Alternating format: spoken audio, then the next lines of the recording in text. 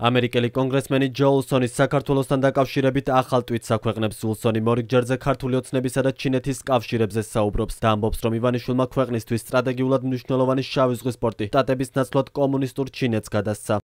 შავი ზღვის პორტის სტრატეგიულ მნიშვნელობაზე საუბრობს კოალიცია ძლიერი საქართველოს წევრი სალომე სამადაშვილი. მისი თქმით, ანაკლიის პორტის საშუალებაა, რომ საქართველოსა და ამერიკის შეერთებულ შტატებს შორის ურთიერთობები აღდგეს. სამადაშვილის შეფასებით, დასავლეთთან დაახლოებას და კავშირების გაღრმავებას ბიძინა ივანიშვილის ამჟამინდელი პოლიტიკა უშლის ხელს. ყველას გვახსოვს, რომ ბიძინა ივანიშვილმა ანაკლიის პორტის პროექტიდან გააძევა დასავლელი ინვესტორები და ფაქტიურად ამ პორტის გადაცემა გადაწყვიტა სწორედ ჩინეთისთვის.